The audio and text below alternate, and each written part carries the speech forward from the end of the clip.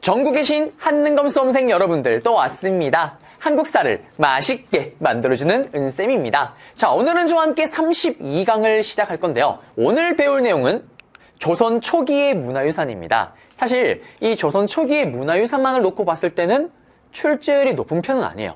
그런데 이게 또 높지 않다라고 하는 게 또 애매한 게 왕들의 업적 문제가 나올 때 여기에 나오는 여러 가지 책들이 실제로 정답이 되기도 하고 재심은 힌트로 들어가기도 합니다.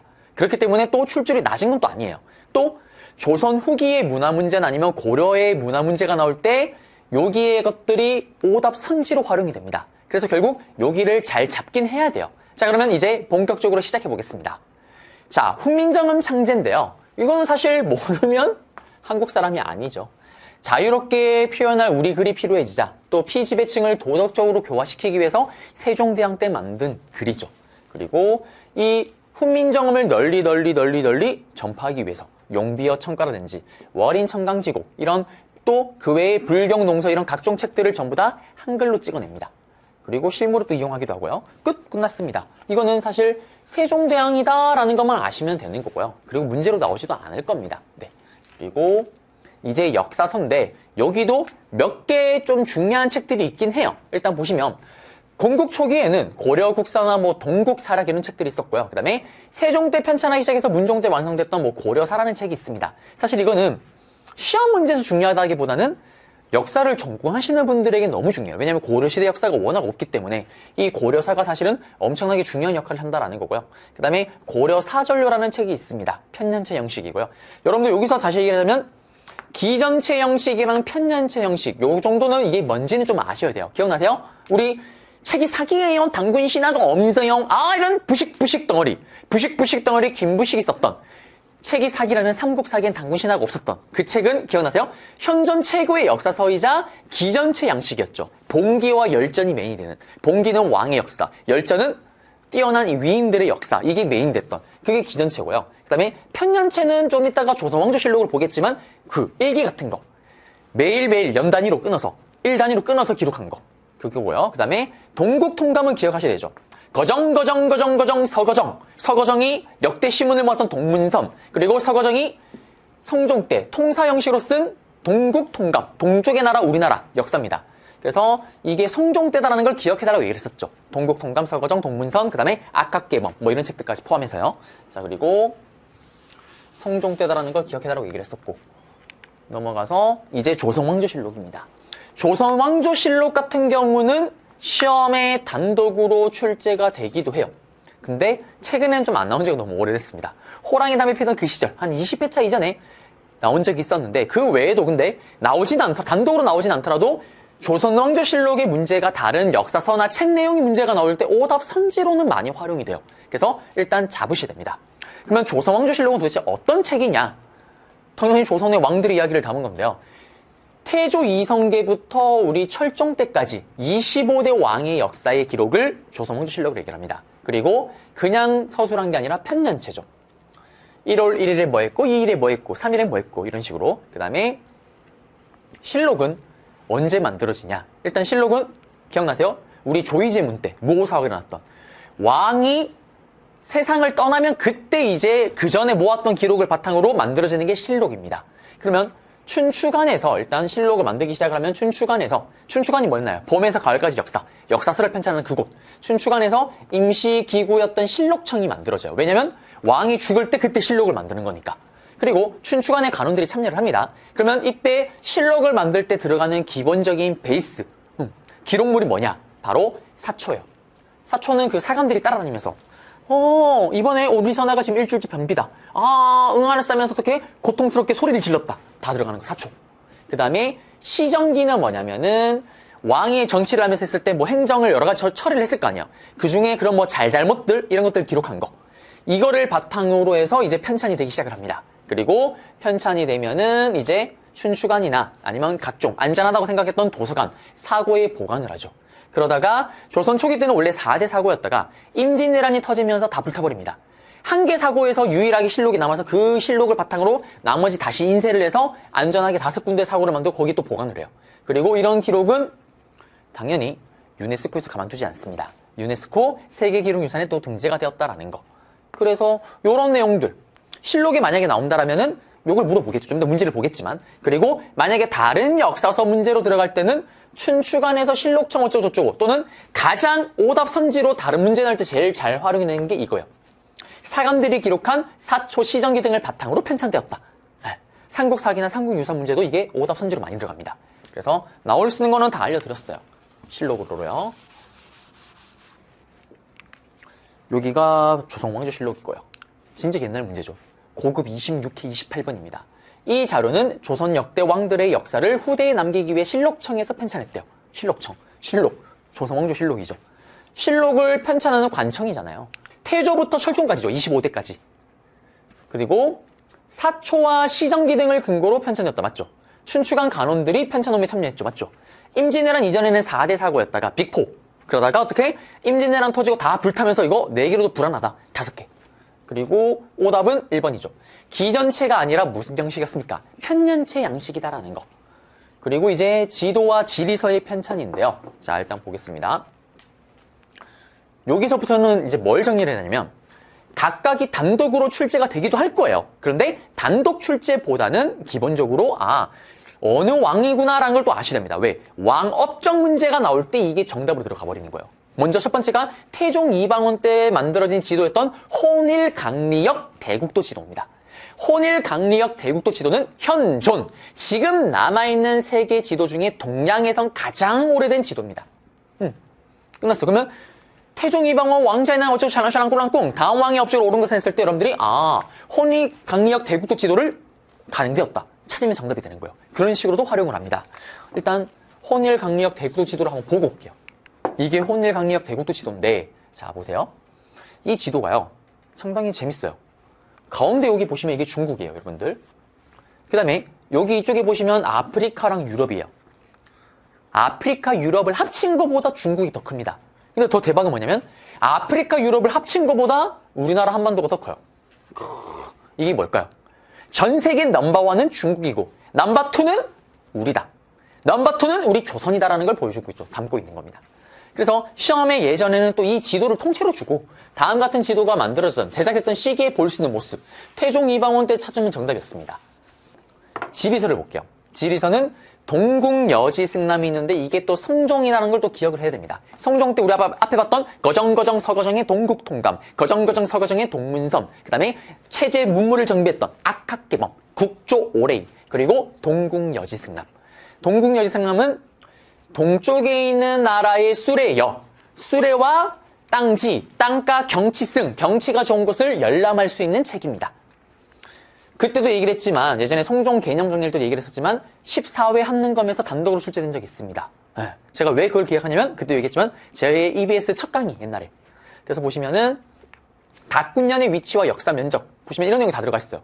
자 이게 무슨 말이냐면 그때도 얘기를 했지만 동진이가 사또가 됐다. 사또가 돼서 울산으로 발령을 받은 거예요. 근데 저는 대구 토박입니다. 울산은 아는 게 하나도 없어. 울산 지역에선. 근데 업무를 봐야 되잖아요. 어떡하지? 동국여지승남 울산편을 꺼내면 수레도 길, 도로를 볼 수 있고 땅에 있는 뭐 특산품, 경치가 어디 좋고 이걸 다 알 수가 있는 거예요. 왜 지역 이름이 울산이지 이런 것까지. 그래서 이걸 참고했고 이거는 예전에 뭐 팔도 시리즈나 세종실록 시리즈를 참고했다라는 거고 여기서 내용을 추가한 게 동국여지승남에다 또 빠진 내용을 추가한 게 신징 동국여지승남이 있는데 이거는 광조, 조광조, 김효사가 터졌던 그 중종 때입니다. 근데 여러분들은 성종 때 동국여지승남 정도만 아시면 되고요.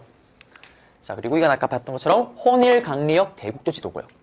자 그 다음에 윤리의례서입니다. 조선은 성리학 몰빵이죠. 그러면은 성리학을 보급을 해야 되는 거예요. 그 성리학 보급 위해서 여러 가지 책들을 만드는데 그 중에 대표적으로 이거 두 개 다 중요하죠. 삼강행실도와 성종입니다. 성종 때 만든 국조오례입니다. 일단 세종대왕, 백성을 너무너무 사랑하는 세종대왕.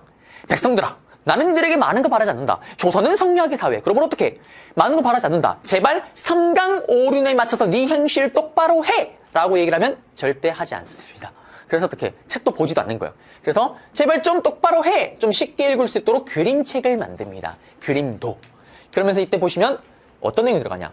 별 큰 내용이 들어가는 게 아니라 충신, 효자, 연려 등의 행적들을 모아 글과 그림으로 편찬한 거예요.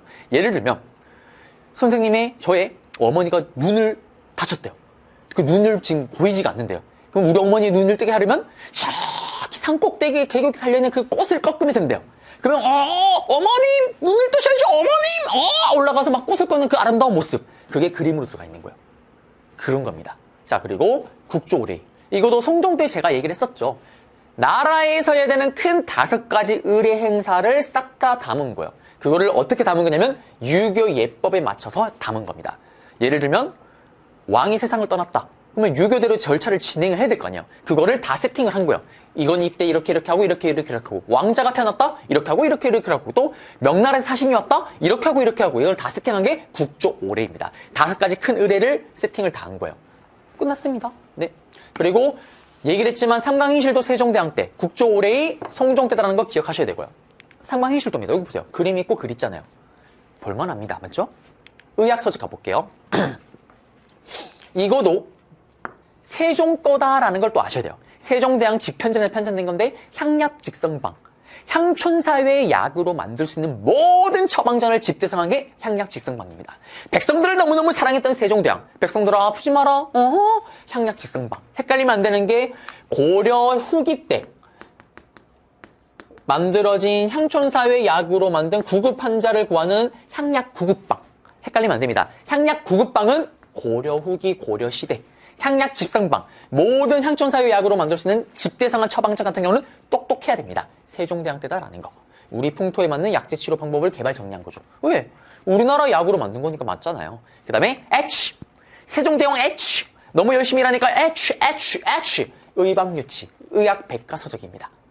그래서 의방유치는 선제로 잘 활용이 안 되긴 하지만 그래도 세종대왕 거라는 건 좀 아셔야 되겠고요. 그 다음에 농서로 가시게 되면 농사직설이 있습니다. 이제 좀 지겹죠, 농사직설은. 농사직설은 어떤 책입니까? 농사직설은 또 이런 베테랑 농부들, 맞죠? 각 동네에 20년, 30년 이상 농사를 지은 베테랑 농부들의 노하우를 싹 다 취합해서 만든 책이 바로 농사직설입니다. 백성을 너무너무 사랑했던 세종대왕이 백성을 위해서, 농사를 더욱더 잘 짓기 위해서 이런 책을 만들었다. 그래서 보시면 당연히 우리 풍토에 맞는 독자적인 농법이 정리가 된 거죠. 왜? 우리나라 농부들의 노하우를 취합을 했으니까. 그리고 우리나라 최초의 농서이자 우리나라에서 만들어진, 그 다음에 정초, 변요무 등이 참여했다. 이것도 헷갈리면 안 되는 게 고려 시대 때 기억나세요? 고려 후기 때, 원간석기 때 들어왔던 농상집요, 농업 관련된 책을 집중 요약한 책입니다. 그리고 이거는 중국의 농서기 때문에 우리나라 풍토와 맞지 않습니다. 그래서 약간의 문제가 있었다라는 거. 그래서 이거는 헷갈리면 안 되는 거고, 그 다음에 뭐 성종 때 만들어진 금량장록이라는 책이 있습니다.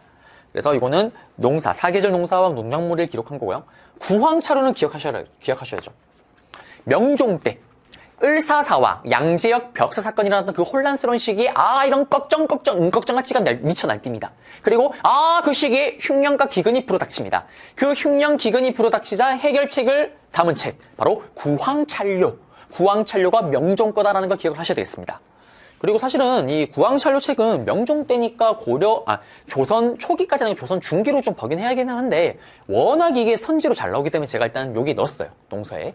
그리고 문제 하나 보겠습니다. 밑줄근 전하의 재위 기간이래요. 우리 조상 전하께서는 오방의 풍토가 어쩌고 저쩌고 샬랑샬랑 꼴랑꿍 그러다가 제목을 농사직설, 그리고 또 여기 있네요.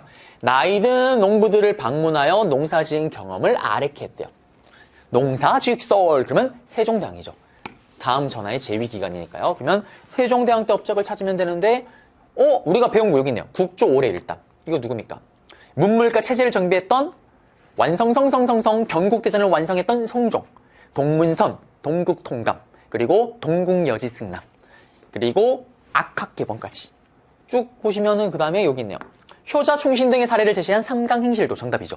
그리고 성리학의 내용을 집중 요약해서 이걸 잘하는 신하가 왕을 가르쳐줘야 된다. 바로 율곡이 선생님이죠. 정답은 4번입니다. 그리고 이제 과학기술의 발달인데 이것도 사실 우리가 왕업적 했을 때 다 했던 내용이죠. 태종 이방원 때 주자소를 만듭니다. 활자를 통해서 어떻게 책을 찍어내는 그 주자소에서 아주 개 같은 글자, 태종 이방 욕하는 거 아니면 미안합니다. 개 같은 글자, 개미자를 바탕으로 여러 책을 찍어내요. 주자소에서. 그러다가 이제 세종 때 와서 중요합니다. 다 정답이 잘 돼요. 왕들의 업적 문제가 나올 때. 세종대왕 때 아버지가 만든 이런 개 같은 글자, 너무나 개 같아. 이 글자 너무 후졌다. 나는 어떻게 더 좋은 글자를 만들겠다. 갑인자, 갑인자, 금속활자, 갑인자, 갑인자를 만들어요. 너무 중요합니다. 세종대왕은 우리나라 왕들 중에 갑입니다용, 갑인자, 갑인자입니다. 그러면 이 차이가 뭐냐면 이거예요. 금속활자인데 이렇게 찍으면은 금속활자는 열을 가해서 찍을 거 아니에요. 근데 개미자 같은 경우는 안에 뭐 은동진 이렇게 여기 판이 있고 이렇게 은이 있다. 그러면 요 은이 쉽게 말하면 구리로 되어 있는 거예요. 그러니까 열을 자꾸 가하고 오래 찍으면은 오래 쓰면은 이게 글씨가 틀어지겠죠. 구리가 구부러지고 이러니까. 그래서 은이 막 이상하게 바뀌고 이럽니다. 근데 세종대왕의 갑인자는 거기 들어가는 부분에 대나무를 이용해요. 대나무는 열에 강합니다. 그러니까 아무리 오랫동안 쓰고 해도 글씨 모양이 틀어지거나 변형이 되지가 않죠. 갑입니다용, 갑인자입니다. 끝났고요. 그 다음에 이제 천문기구로 가볼게요. 천문기구로 가시게 되면 이거는 전부 다 누구의 업적이에요? 다. 세종대왕 때라고 생각하시면 됩니다. 과학기술에 관심이 많았던 세종대왕은 자신이 생각하던 거를 노비 출신이었던 장영실에게 만들라고 지시를 내리죠. 그리고 장영실도 대단한 게 그걸 다 해냅니다. 그래서 세종대왕 시기 때 수많은 과학기구가 만들어지는데 간이, 천체를 관측하는 거 혼이, 또 여기도 천체 관측하는 거고 자경루, 물시계, 그리고 앙부일구, 해시계. 제가 사실은 앙부일구를 이렇게 해시계를 만들려다가 지금 만들다가 말았습니다. 이게 지금 새까맣게 이걸 칠해야 되는데 너무 힘들더라고요. 네, 그래서 일단 만들다만 미완성의 앙부일구, 그 다음에 치국이, 비해양을 측량하는 거 다 장영실입니다. 그리고 이순지라는 사람도 함께 또 참여를 해요. 그 이순지도 인물 문제로 단독으로 나온 적이 있습니다. 장영실도 마찬가지고요. 그리고 저의 두 번째 인문학 서적 조선을 풍미한 16인의 소울메이트에 보면 세종과 장영실을 풀어놨습니다. 네, 혼천이, 그 다음에 자경루, 그리고 앙부일구 만들다 말았어요. 네, 그 다음에 치국인데 시험에 나면 이 과학기구 있죠, 여러분들. 이걸 다 줘요. 다 주고 나서 다음과 같은 과학기구가 제작됐던 시기에 볼 수 있는 내용으로 오는 것은 세종대왕 업적을 물어보는 거죠. 또는 이 과학기구 다 주고 다음 같은 15세기 조선 초기 다음 시기에 제작되었던 것들로 옳은 것을 했을 때 가운데 비워놓고 가라고 해요. 그러면 가에 들어가는 거는 조선 초기 내용이 들어가면 정답이 되는 거고 오답으로 고려시대나 조선 후기 내용이 들어오겠죠. 좀 이따 문제로 볼 거예요. 일단 천상열차 분산지도도 여러분들이 좀 아셔야 됩니다. 태조 2성계 때 만들어진 천문도예요. 이 천문도 같은 경우는 대박인 게 고구려의 천문도를 바탕으로 만듭니다. 우연찮게 평양에서 고구려의 천문도를 줍어요. 돌로 된 천문도를 줍습니다. 그리고 그걸 바탕으로 해서 이렇게 만들어내요. 그리고 이거 대박이에요. 대박. 야, 고구려의 천문도에 이미 조선의 건국이 하늘의 뜻이었다. 이게 들어가 있다. 라는 걸 강조합니다. 쉽게 말하면 국가 정당성, 조선 건국의 정당성을 강조하기 위해서 이 천상열차 분야지도를 또 활용하기도 하는 거죠. 그래서 이 천상열차 분야지도 같은 경우는 여러분들 우리나라 10,000원짜리 지폐에 들어가 있습니다. 은동진 선생님의 신간, 화폐한국사 이 내용이 들어가 있어요. 시험 끝나고 한번 빌려보시고요. 자, 내려가서 이제 칠정산입니다. 중요합니다. 중요해요. 칠정산은 제시문에 칠정산 설명 다 주고 다음 책에 대한 설명 옳은 것에서 칠정산이 단독으로 나온 적도 있어요. 물론 출절이 극히 떨어지지만. 근데 기본적으로 이게 세종대왕 때 업적이라는 걸 아셔야 됩니다. 이거 주고 세종대왕의 또 다른 업적을 찾기도 하고 이게 세종대왕 업적 문제가 나올 때 정답이 되기도 해요. 칠정산이 왜 중요하냐? 이거예요. 우리나라 최초로 한양을 기준으로 하늘의 천체를 다 관측한 거예요.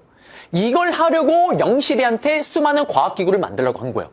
영실이가 만든 그 과학기구를 바탕으로 처음으로, 그전에는 중국에서 하늘의 별자리를 계산하고 달력을 만들고 하는 걸 우리가 가져다 썼더라면 이제 우리나라를 기준으로 해서 딱 보고 측정한 걸 가지고 적용을 시킨 거예요.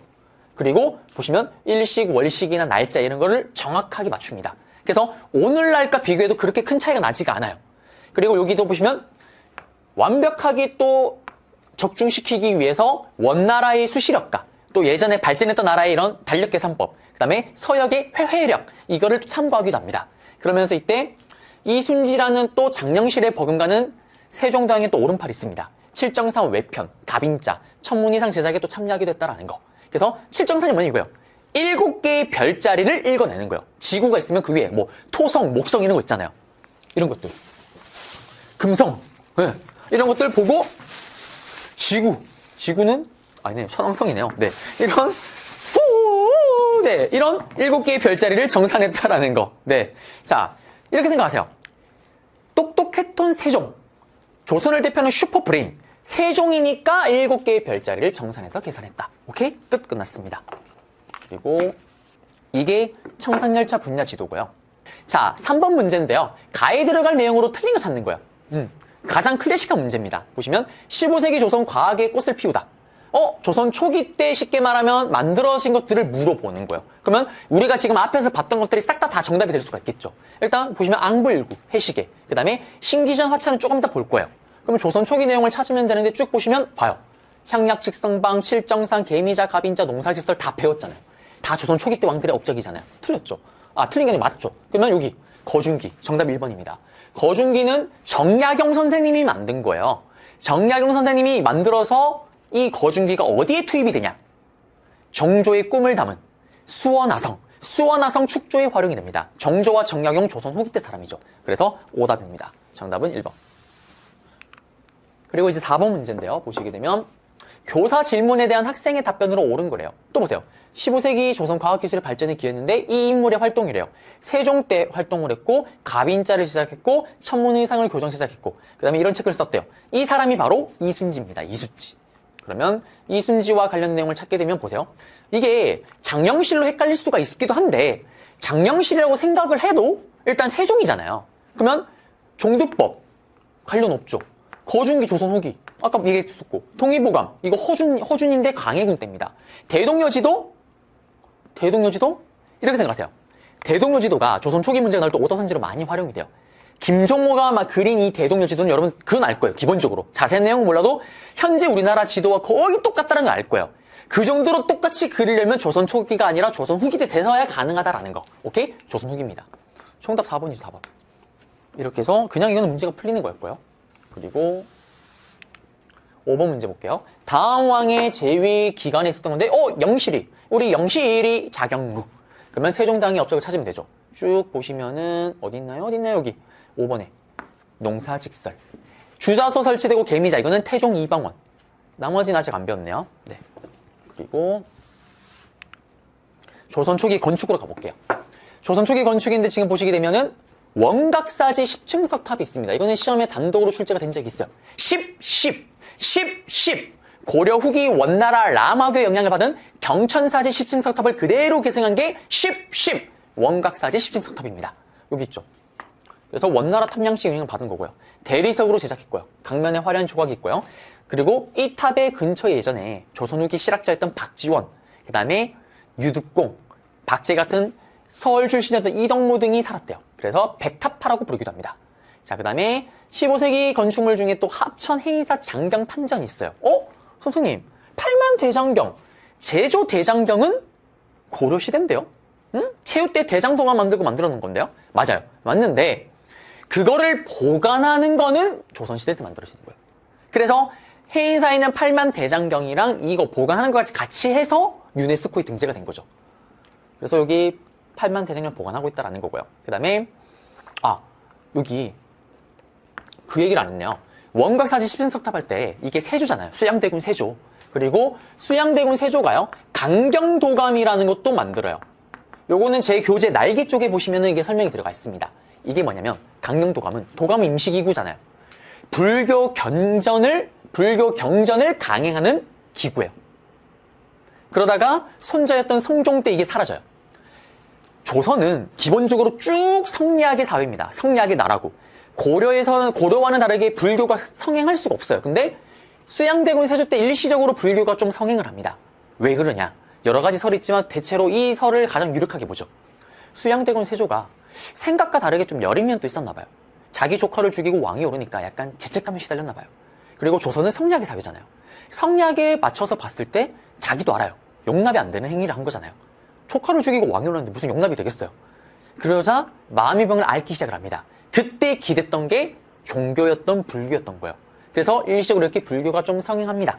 그래서 원각사지 10층석탑 또는 강경도감 이런 것들이 수양대군 세조 때다라는 거 기억을 좀 해주시고요. 그 다음에 내려가서 16세기 접어들어서는 서원들이 들었습니다. 그래서 대표적으로 안동의 도산서원. 이 왕의 살아생전에는 도산서당이었어요. 죽고 나서 서원으로 이제 격상이 된 거고, 그 다음에 파주에는 율곡이의 선생님을 모신 자운서원이 있습니다. 이 자운서원 같은 경우는 율곡이의 문제가 나올 때 제시문 힌트로 들어가기도 합니다. 그 다음에 이연적을 모셨던 경주의 옥산서원도 있었고요. 그리고 태계 이왕 선생님과 율곡이의 선생님은 우리가 개념 강의 때 좀 깊게 배우긴 했지만 은동신 선생님의 신간, 화폐한곡사를 보면 더 많은 내용을 알 수 있다는 거. 네. 그리고 여기 보시면 이게 원각사지 십층석탑입니다. 근데 경천사지 십층석탑이랑 헷갈리지 않아요. 걱정하지 마세요. 절대 두 개가 같이 제시문에 들어가는 경우는 없습니다. 정답 선지로. 누가 봐도 이거 보면 헷갈려요. 그리고 이제 문제 볼게요. 가에 해당되는 문화유산이래요. 보시면 세조 때 축조를 했고 국보로 지정됐대요. 탑이래요. 탑. 세조 때 축조된 탑은 딱 하나. 아하. 바로 10. 원각사지 십층석탑. 그러면 찾으시면 되죠. 정답은 1번입니다. 나머지는 다 아는 탑들이잖아요. 그리고 헷갈리라고 경천사지 십층석탑을 주지는 않습니다. 네, 정답은 1번. 그리고 이제 조선 초기 도자기로 한번 가볼게요. 도자기는 고려 초기 때는 아무 문양이 없는 순청자였습니다. 그러다가 고려 중기, 문벌귀족이 집권했던 시기 때 12세기 문벌귀족이 집권했던 시기 때 바로 고려 청자가 등장을 하죠. 상강기법이 들어간 상강청자가 등장을 합니다. 그런데 몽골의 침입 그리고 고려 후기에 뭐 좀 해보려고 하면은 홍건적 왜구가 쳐들어오면서 이 상강기법이 사라지죠. 그러면서 살아남은 도공들이 지방에서 아주 컨츄리틱하게 아주 심플하게 도자기를 만들어냅니다. 그러면서 등장한 게 분청사기예요. 그래서 분청사기는 고려 말에 시작을 해서 조선 초기까지 활발하게 만들어진 도자기입니다. 그런데 시기가 이렇게 두 시대를 걸치다 보니까 시대 문제로 나올 때는 활용이 잘 되진 않고요. 대신에 분청사기 단독 문제로는 출제가 된다라는 거. 그래서 보시면 백자가 생산되면서 이제 덜 만들어져요.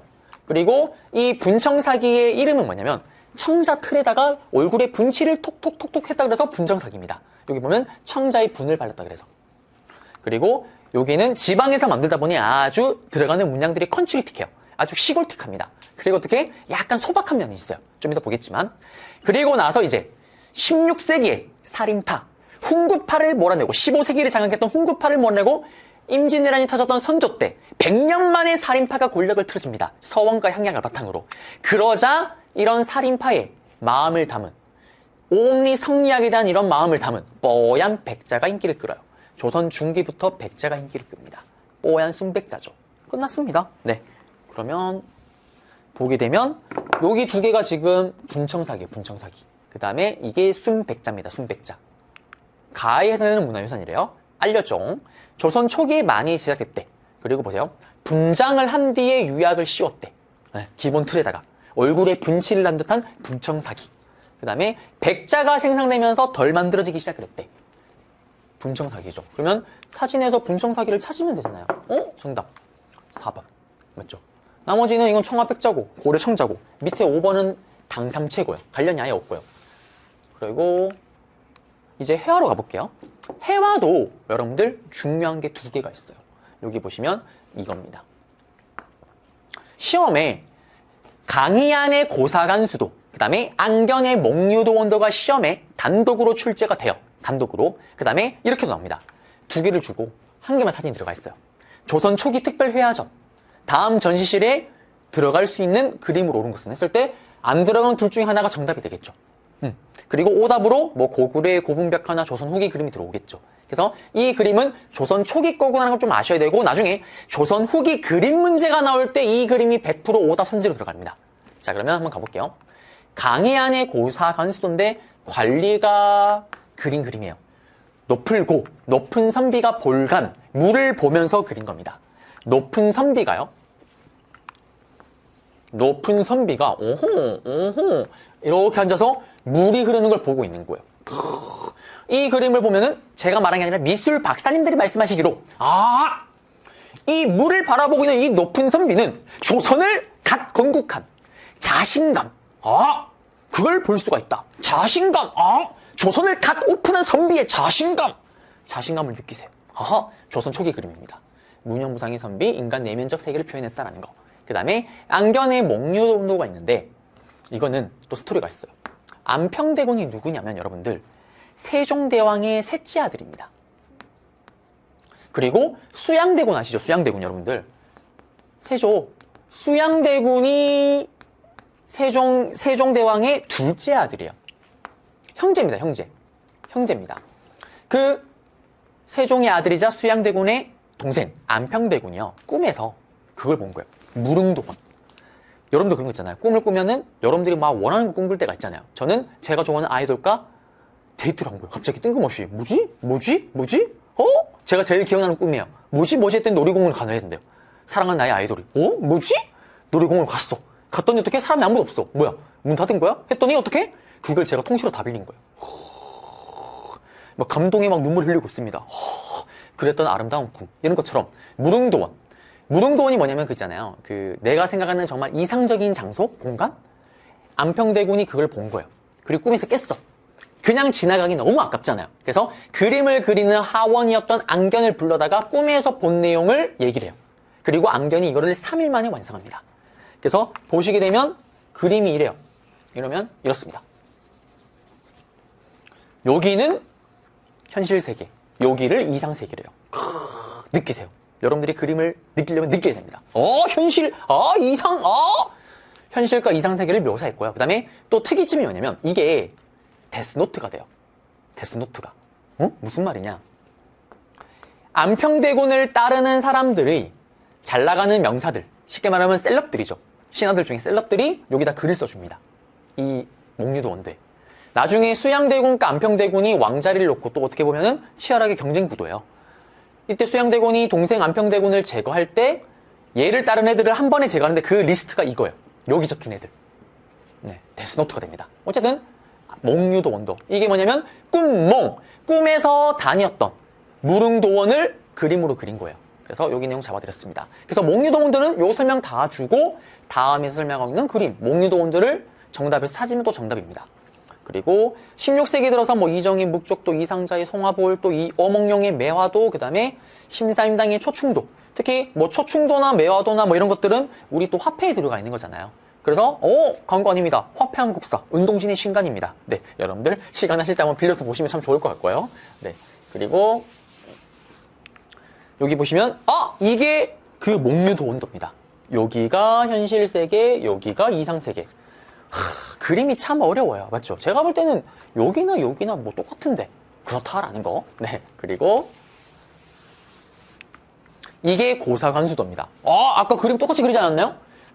어떤 선비 다 풀어 제끼고 여유롭게 물을 바라보는 선비, 조선을 갓 오픈한 자신감. 조선을 갓 오픈. 조선 초기 그림입니다. 그리고 이게 초충도. 그다음에 이게 어몽룡의 매화도.